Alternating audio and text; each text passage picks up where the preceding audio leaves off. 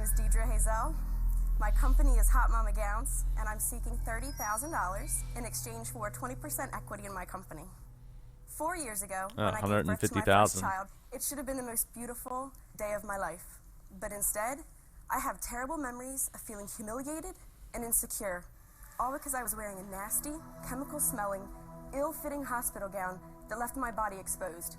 I actually had to wear 2 gowns, one in the front, one in the back, to somewhat cover my backside. I swore on that day 4 years ago. Barbara seems surprised by this. I thought she had kids. Well, I know she adopted one, but or is she just surprised because this is on the Shark Tank? What do you think? Oh, that's how this works, Larry. You just got to chime in. This is how it works. Well, I have to imagine that whether she's had children or not, she's been in the hospital. I mean, everybody knows that the backside of a hospital gown just doesn't close. Yeah. They need to reinvent the hospital gown, if you ask me. My backside. I swore on that day 4 years ago that no woman should ever have to feel humiliated like I did on such a joyous day in her life. So I designed Hot Mama Gowns. They're made of 100%. Oh, wait a second. Did I just say that? Ding, ding, ding. She did. She did reinvent. That's what she's doing there. I think that's the whole point of the episode here. I got the big brain. They're super soft. They have short sleeves for IVs and blood pressure checks. They have a full snap-down back to keep mom's assets covered. And they're designed for breastfeeding. Hot Mama Gowns allow mom to feel beautiful, celebrated, and confident. She's not an ill hospital patient. She is a beautiful, pregnant mother. And what she's wearing should reflect that joy. And that's precisely why I designed Hot Mama Gowns. Well, I mean, ding, ding. I think that's awesome. I think that makes a lot of sense. I'm hopeful that she will get an offer here. What are you thinking, Larry? I kind of flipped the script a little bit, in that I can appreciate the need for the modesty and the necessity of feeling proud of the moment of giving birth. However, at the same time, we're in the hospital. I mean, we're not here for a fashion show. We're here for functionality. We're here for form. So is there really a need for a Hot Mama gown? I don't know. I don't know, but I will say this from the business standpoint, the $150,000 valuation. I mean, hopefully she has some sales to back that up, to justify that. But at $30,000, I mean, I don't know what I'm guessing the cost isn't that much. It's fabric, right? And all that. They look pretty intricate.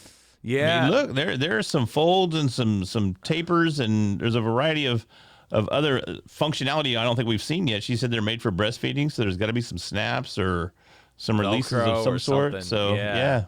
No, I think there's definitely a market for it. Hopefully they see it that way. Who cares how you look? You just had a baby. See, look. Oh, thank you, Robert Herjavec. Right. Well, I think it's a Herjavec. Whatever. Robert. Thank you, Robert. Thank you, Robert. You know what? But it's tough, right? Because we're 3 guys saying the same, somewhere along the same line. But I think that there is definitely people that would be interested in this. It's about me and being humiliated among these total strangers. How many women have a baby every year? This is why it's so exciting. It's a $4.5 billion market, maternity. It has experienced 12% growth every year since 2002. What are your sales? 11,500. Over what period of time? She did not. Okay, so she did not seem very excited to say that. She knew that was going to sting. She knew it was going to sting. Right, and they haven't even started with the over what time period, which is 11,500. Over what period of time? That's from 2009 to currently. Well, this was probably, I think 2011 was the season. So it's hurting even more. Yeah, it's getting bad. We're getting worse by the second. Asking for $30,000 for 20%, you're basically saying your company is worth $150,000. Absolutely, and I'll tell you why. I'm not standing in front of you with a silver spoon in my mouth. I've been working since I was 13 years old. I have a full-time job while I'm doing this at night. After my kids go to bed, after I work my 40-hour-a-week job. We evaluate companies some dings for that. accordingly to how much sales you have. There's no debt on this company. I have no loans. I've never borrowed money. Everything is paid for. I'm sitting on about $20,000 of fabric.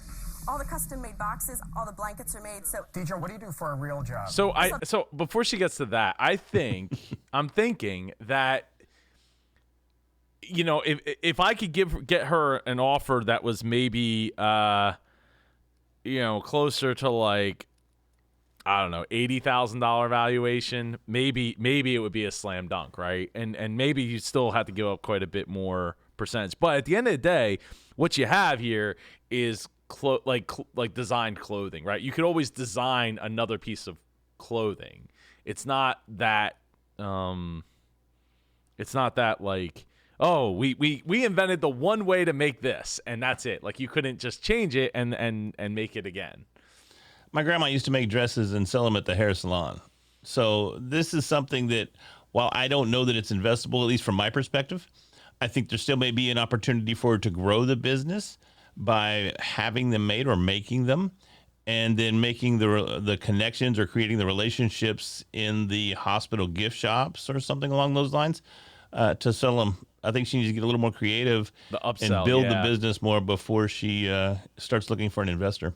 You know, if I was her and I was looking to find a way to market this, like I would just like put up a giant billboard like right across from as many hospitals as I could, or like literally just get like one of those truck signs, like you know the like the A-frame truck sign, and like park it out in front of the maternity. What do they call? I don't know what they call the baby ward, or are they still called the ward? Are they still called wards? I don't even know. Probably not. My kid's almost 30, so I mean, I don't know. They have like they've specialized the baby section, like so it's like you're not seeing like anybody who's not into the baby world going to at least the hospitals that we've been to. But you know, I think there's a potential, and I mean to cut you off if you hit play, but I think there's the potential for an emotional play here. I think if you could have them in the gift shop, or if you could have them, like you said, let them be on display somehow with a billboard or park a truck or something with a nice advertisement on the side. I think more people would buy these when they realize the embarrassment of trying to get around after having a baby, and they wanted to demonstrate the fact that they care about how their wives or their significant other feels after giving birth. I think they would buy something like this. Yeah. Well, I'll tell you, like, just from a guy's perspective, wearing the gown is not. It's not about it being flattering. It's about it being more of a headache to like not have it open up in the back, and like, you know, having just being able to go to the bathroom, like, you know, is a pain, right? Because especially if you're wearing two gowns, you have to like. Yeah. It's not. But I wonder too, from a medical perspective. I mean, what sort of challenges does the hot mama gown provide if there was a medical emergency? Yeah, that's a good question. Got to get some doctors involved to answer those questions. Yeah. I'm a pharmaceutical sales rep. Oh, I bet you do a good job doing that. Thanks. I like the zeal, I like the enthusiasm, but those are basic ingredients for any successful business. Let's focus on how this business grows. And I say to you, get me 10% of that market over the next 5 years. How are you going to do that? Easy. This is me. This is no advertising. No advertising. I haven't done anything. People are coming to me. I have retailers calling me wanting to carry my gowns. Oh, really? Absolutely. Deidre, you didn't give us your price. And they should, right? Like there's maternity like clothing stores. So it's a slam dunk there too, not just in the gift shops, you know, of the hospitals. Sure. Price point is a little bit too high. Why? Because I'm manufacturing in small quantities. Retail price, they're $119, and keep in mind, $119. $119? Wow. Yes, Oh And what does man. it cost you to make it, including the box? everything all told, it's $49. Woo. I just can't get over the amount of sales. You're only doing $11,000 a year in sales. I mean, you sold 100 units. Yeah, that's some good math. We all know on this show I'm not the math whiz. I'm very bad at that. But yeah, it's hard. Look, the margins there potentially, except for the fact that she's only getting the 119 if she's selling it herself, right? Like if she sells it to the store, they're gonna want it a heck of a lot cheaper than $119, or that price has got to get pushed way up there, right? And that's just, you know, when you start talking about like $200 for a thing you wear one time, I mean, that seems Well, potentially one time. Yeah, but is it one time or is it like a wedding dress? Because, women love to hold on to their wedding dresses. My wife still has hers hanging in there. It's been hanging there for 20 years. And it could be the same thing. It's a very emotional moment. It means a lot. There's a lot of sentimental value to it, and they may hold on to it as a keepsake. Yeah, no, that's a fair point. I think if you can get it marketed that way, then and get your foot in the door with that mindset, into like projecting that mindset into the people that would buy it, then yeah. And at that point, it probably does need to be about $200 to $250 retail, because you're gonna double your money when you sell it, like for $100 to the retailer, and then they're gonna double it from there, most likely. So yeah, it's got to be about $200, maybe $225 for some, or even up to $250 for certain models. T-shirt, do they call shirts and gowns models? Like, designs? I don't know. I don't know. I have to look into that. I don't know. Full-time job. I'd be dangerous if I was doing this full-time. Let's make no joke about that. I'm not kidding. You're scaring me now. This is me from 10 o'clock at night till 2 in the morning every single night. Is this true? We have a firecracker sales lady. We got a great idea. What we don't have is any distribution. Now we got That's what I'm here for. Now, wait a second. We got a Mr. Clothing guy here. What's the story on this thing? Well, here's a challenge. How do you educate the entire country that this exists? That's not so. Okay, so hold on a second. That is not hard to do, because first of all, you're only talking about a segment of people, right? Like there's 50%. It's a big segment, though. Yeah, but 50% of the population potentially could use this, right? Like that, male, female. I guess it's about 50%. Whatever. Point being is that to me, it sells itself. Like you literally just put a picture. You put a picture of the normal gown, and you put a picture of this, and it's like, there's a lot of women that will probably be like, yeah, I want that. Now they might back out when they find out that it's like $200. I don't even know if they would do that. I think they would see it and they go, okay, I can keep my private bits private, and I can look as good as possible during this entire exchange. So I don't even know that they would do that, I don't. Yeah, that's a fair point. It's not a fad. It's not going anywhere. So you're looking at a $4.5 billion market. So you're getting in now with a now that's always a problem, right? Yes, talking I'm glad about you said that. The market, how big's the price? Like I get it is big, but nobody's buying their gowns, right? Unless you're talking about $4.5 billion just in gown business, then that's a different story, right? But you're just talking about like, how many, what's the dollar value of all of the things that people buy for maternity? Because like you could be like, I got my yoga ball, like. It's part of that $4.5 billion. Like, okay, we're talking about pacifiers and diapers and cribs, and the list goes on and on. I'm not sure what it includes. Exactly. So yeah, no, you can't go by that a lot of times. Product that people know, respect, and this is only. Nobody knows who you are, Deidre. See, I take offense to that kind of stuff, right? Because they do this kind of crap all of the time, where it's like they're just beating people down. That are like, oh, this is just a product. It's like, but dude walks in with his like, and we'll get to that episode where Mark Cuban did you ever see that, where he invested in the guy that draws pictures of people or draws pictures? I know I saw it. It's not coming to my mind right now, but when we get to that episode, I have no doubt it'll come back to me. Right. So he, so it's like that literally was just an idea with a website, like.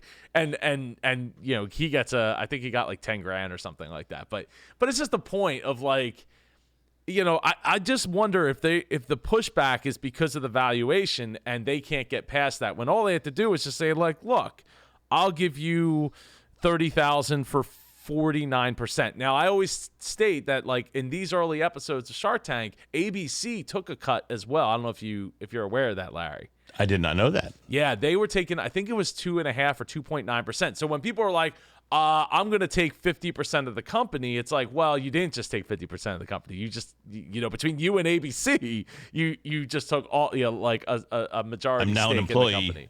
Yes. Potentially. I mean, yeah.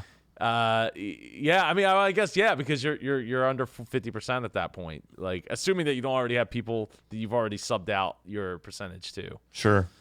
$1,000 a year in sales. This is brand new. You're asking for $30K, and that will not even get you past just paying yourself. I'll tell you what it gets me past. I need more inventory. So the next time I get in my nobody's asking for her to pay herself. Well, that used to be a big argument on the show, and they used to want to throw that out there all the time.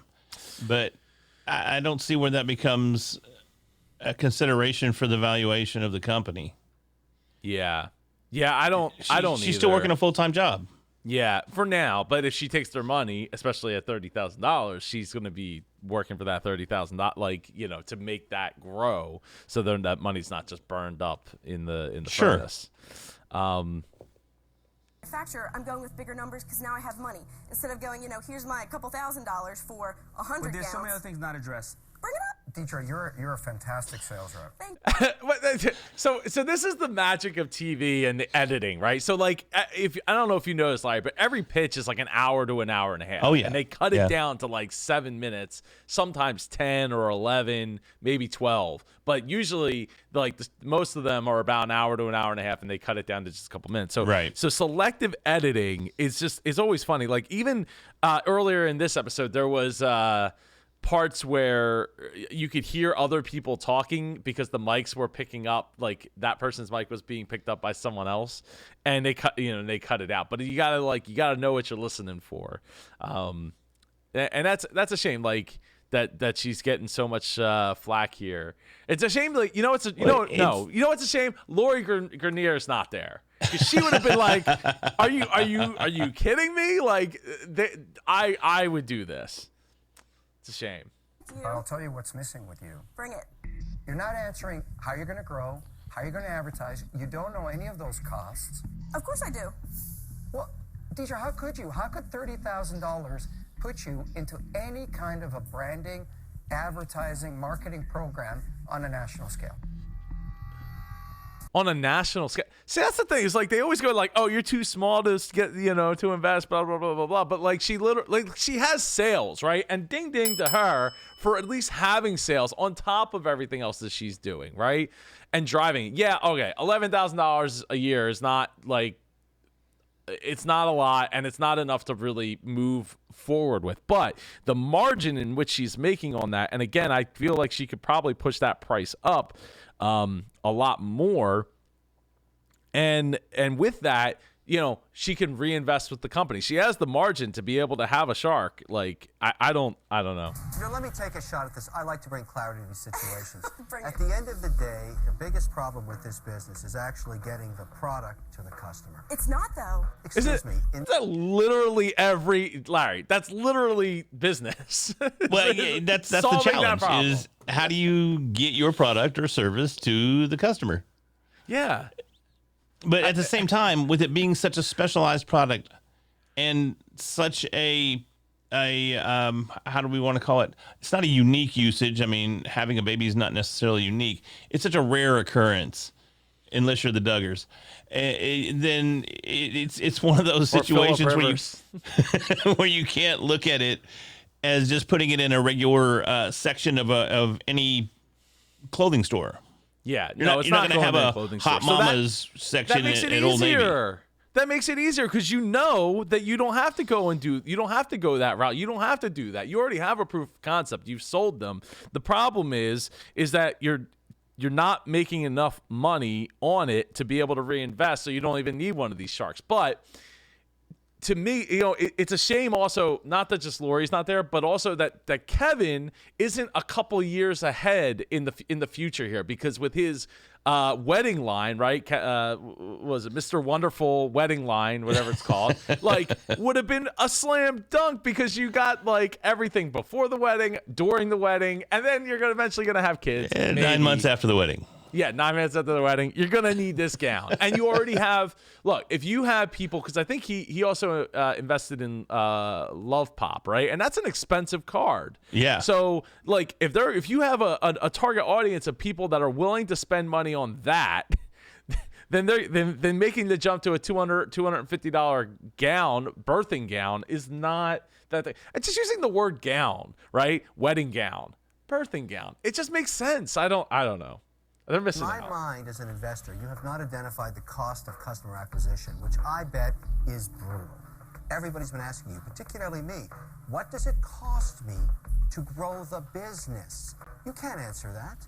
I'm not sure what you want from me because I have all the answers. That's the problem. This is new. It's not like I've been doing this for 5 years. And it is new. I don't know that this exists in any other form. Like, I guess my biggest question for her would have been, who are your competitors, right?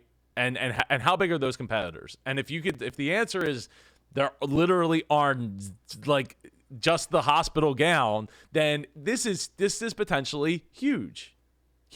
Like, yeah, I can't even speak to it. I have no idea what the market is. You know, I've only done this twice, and it wasn't. I mean, yeah, it was a concern. You mean your wife? But it wasn't a did concern twice. enough to generate a need for a market. Yes, but I No don't know. idea. We're educating the customer. Right there, you've identified it. It's not a business yet, it's an idea. And maybe it's a very good idea. But between an idea and a business is one hell of a long road. I don't want to take that agree. road. I don't want to ride that road with you. I'm It's a sorry. good road. It's a long road. I'm out.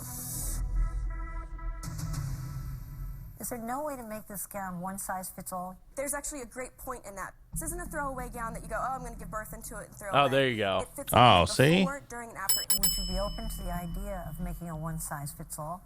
I don't know what the benefit of that would be. Just for price reasons, you would say, to go For one price size? reasons, it would make an enormous difference. I'd have to think about it because to me, when I think one size fits all, I think of the gown that her bottom's exposed. Because, like I said, I'm servicing women that are 2 to 24. And a 24 size woman, that's the problem. Have you ever considered licensing this idea to the gown companies? I didn't think that it would be worth it because they're literally doing them for 25 cents a gown. And they're not going to see, they want a one size fits all gown. Here's the issue. Okay, so wow, 25 cents a gallon. No wonder they have so many gallons. No wonder they're not Wow. afraid to like throw two of them onto you and whatever you want to do with the. You know what? Take the gown home with you. We don't even care because it's because they're probably buying them for like less than $1 a piece. So, it just boggles my mind that they couldn't see the value in taking a chance on this. But Joe, so do you think far. that they fail to see the value, or they don't see the structure in place to get the ROI on their investment? Well, I mean, that's literally any business, right? Sure. Any business, especially if it doesn't already really exist outside of the commodity. So what she's trying to do is create a special. And to me, like, so we did, if you go back a couple videos here, there was the pogo stick guys, right, from Vertigo. And their whole thing was, you know, oh, you don't need to commoditize this. You shouldn't commoditize this. You should actually increase the price on your pogo sticks and, you know, and get more money for them rather than trying to commoditize and compete with the people that are just producing them. So, like, literally a few episodes later, this lady's here with a great idea to be able to sell a $200, in my opinion, a $200 gown, especially to cover the costs of, you know, even if it's not one size fits all, like a small, medium, large, and then you make very constrained like drawstring, you know, in like interior, you know what I'm saying? Like Right. drawstring. It seems like there may be a hidden drawstring, like exactly. right above so you get down to like the 3, womb area. 4 miles. You Yeah. know, models, and then you can get your price down, like, you know, significantly. Meanwhile, you raise the price to about $200, and you're gonna be killing it. No, it's what you think that you already know that will prevent you from learning. It's too high end. I understand, but you have all the answers, so you'll never learn from me. So with that, I'm out. The problem I have, you want your cake and eat it too because That's you're part come on, you know, that's a I don't. Come on, man. With the smirk? Yeah, the smirk. Like, come on. Man, that's you ever? I run into Damon often on Clubhouse these days, and he got a little swag to him.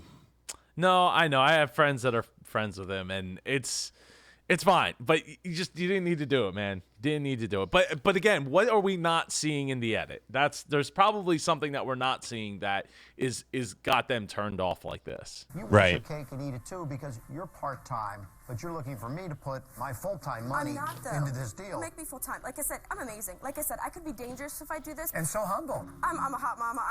It's super wife. My husband's gone Monday to Friday. So you're looking at somebody that does everything with a 4-year-old and 2-year-old, works a 40-hour-week job, and hustles her side business. You can't take no for an answer. Come on, which is Barbara. great as a sales rep, but you're Come not on, Barbara. answering any of the investment questions. You're too small.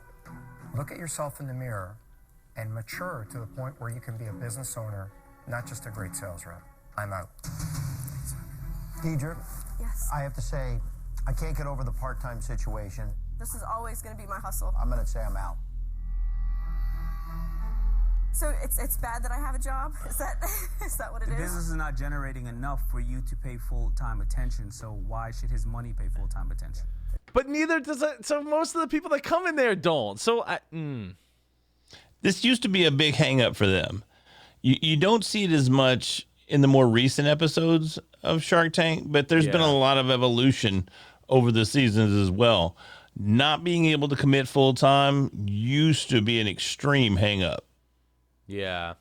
No, and it shouldn't be. But they've learned and grown too, right? And that's the important part. That they understand that it isn't look, not everybody can just do what they do full time. No, you can't. I mean, I was faced with that 7-8 years ago when I owned my pool company. It was to the point now where I needed a little either cash injection so that I could jump out and do it full time, or I had to sell the business. And option B came into play. I had to sell the business. So it's tough. It's a tough road. Yeah. No, it definitely is. Dude, how much are you worth? Like $30,000 is too risky for you? Yeah, that seems like a really cheap way out. What? Get out of here. No wonder you're not there anymore. Even $150,000 valuation. That's nothing. Yeah, I mean, I say that respectfully. Offer less. I mean, it seems like you know what it seems like? 4 guys beating up on one lady. That's what it seems like to me. And Barbara has mostly been quiet. Barbara is Deidre's last chance to make a deal. At least me. Hi, Barbara. Oh, don't give me that little girl look. I'm okay with what you sold so far with no advertising. But yeah, I think that's impressive. I'm worried about you as a partner. So are you making an offer out of all that? Barbara, I forbid you to invest in this business. I'm tired of you killing money.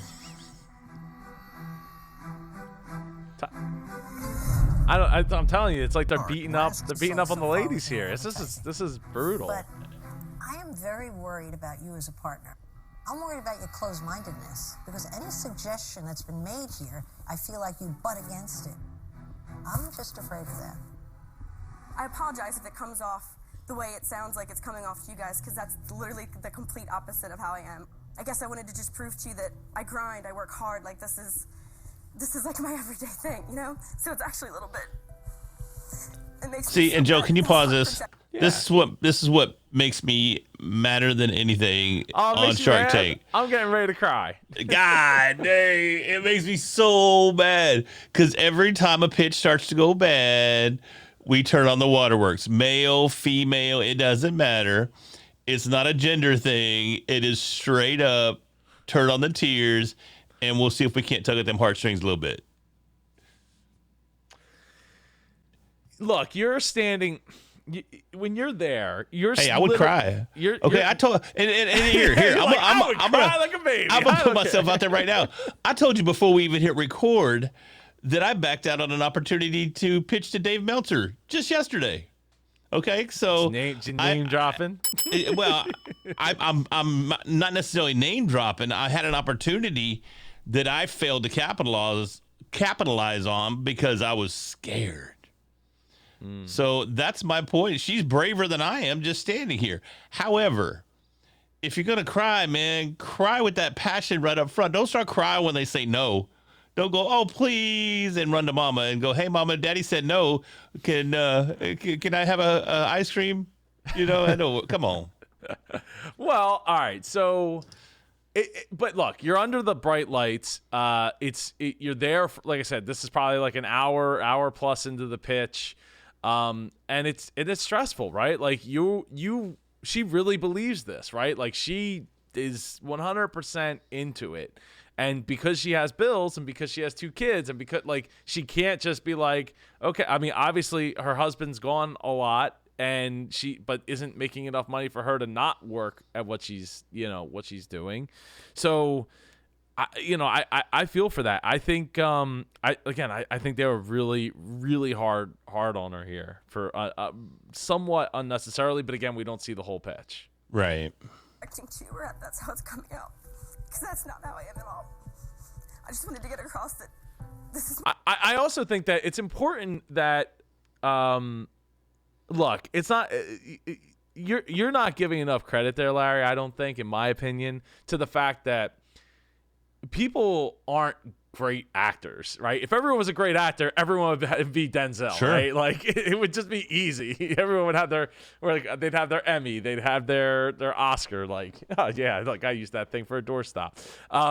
But they don't, and it's not that easy to just turn on the waterworks and be like, this is, I'm really trying to make this work, and here's why, and how I can make you money, make me money, and make people feel. I don't want to say like. I want people to feel valued while they're giving childbirth, not like here's a here's a 25-cent rag, like put it on, like it's gonna be great. You're gonna have a wonderful time. But let's on that same line of thinking, where people aren't great actors. There may have been a strategic mistake here where she came out front and put on a bit of a facade to be all hardcore and have all the answers, when maybe if she'd approached it a little bit different and not been quite as bold and maybe have been more forthcoming with some of the business related questions, instead of coming out there and putting on an inauthentic self, maybe it would have set with the Sharks a little bit differently. I don't know. I think it just plays into something that I talk about all the time on my podcast, and is being authentic. So maybe she came out here and she thought this was the right approach. This strategically was how she needed to approach this investment. But had she come at it a little bit differently, maybe there's a lesson there to just come in and be authentic and be yourself. Well, it goes both ways though, right? Because they both have said that you don't have the answers, and they've also said you have answers for everything. Well, I kind of picked up on the answers for everything as that being sarcastic. Oh. I mean, she had answers for everything, but the answers were hollow. Right. Well, and what they've edited the show kind of was, right? Like she didn't have that direct answer for those things. So maybe they are hollow answers. And if that, you're trying to show like, hey, I'm doing it. I'm there. I'm involved. You're not going to have to babysit me, right? That's not what this is about. And if you do babysit me, I've got this great gown. My baby, everybody wants better for their family, so you gotta start somewhere. Sorry. It's just, it felt like it was a personal attack. And that's the complete opposite person of who I am. What happens if you're in love with something that's never going to love you back? Whoa. Teacher, let me put this to the test, all right? I don't even understand what that question's about. Hold on. Just because she's crying? No, not at all. Is she gonna give an offer? She's gonna give her a tough deal. So let me put what the pieces are on the table. She's gonna be like 50% something. I would want you to be totally open to making a cheaper gown. I'm totally open to it. Totally open to maybe even a bag. Absolutely. I have people request those. Totally open. Did she say did she say a bag? She said a bag. Like a potato sack with some flower print. Sizes, small, medium, and large, that span a couple of sizes each one. I would be open to it. And you mean it. And totally open to keeping your day job for the next however many years before this business could afford to take a dime out without complaining. I'm not a complainer. Go big or go home. Those are your conditions, Barbara? Yeah, they're the conditions. So are you making an offer out of all that? So making an offer for $30,000 for 40% of your business. And let me explain why the 40%. Yes. This is take it. My time. Take it. To reinvent your product. It's a gown. You can make a new gown. To market this thing, and I want to be interested enough in it to put in the time. Barbara, sold take 100 gowns. That's 8 gowns a month. I know, but you that's a understand start. That, right? Everybody sitting up here started there. Don't knock her for that. Barbara, when you die and go to hell, you're going to be selling maternity gowns. She'll look great. Good. Come on, just say yes. You have nothing to lose. If you're 40%'s too high. Girl, what are you doing? What are you doing? 40% of what? A gown? You can make a new print. You can make a new gown. You can design it. Well, especially if you're just gonna make bags with Barbara. You make bags with Barbara, and then you make your high-end gown on the side. Girl, it's a business. Expand your SKUs. She's saying no to you. I think the offer's great, but 40%'s too high. It's not a bad thing. I love it. It has to be mutually beneficial. I can't believe you said no. Because it's not mutually beneficial. Barbara, you got caught. No, it's not a dig against her at all. So then counter, girl. Counter, please. No. She just said I'm out. No. I think we're all out, teacher. Okay. Thanks, guys. Thanks for your time. Sorry for the tears. And maybe that's why. Maybe that's why they sniffed this out and realized. Turn that offer down, in my opinion. It's really a shame, though, because I could have made that business fly. I have no doubt in my mind. Yeah. What? I turned down Barbara because she had too many conditions on the money and on what she wanted to do with the brand. She wanted to take the size range away, which is critically important to the Hot Mama gown because it's sized to fit before, during, and after birth. And that just didn't coincide with where I see the brand going. Okay, so that wraps that up. Wow. Okay. Let's see where she's at today. I respect her because she stood by her product.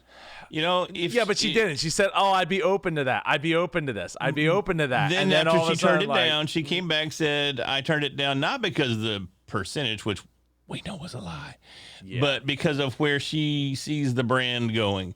So I don't know. Where's she at today?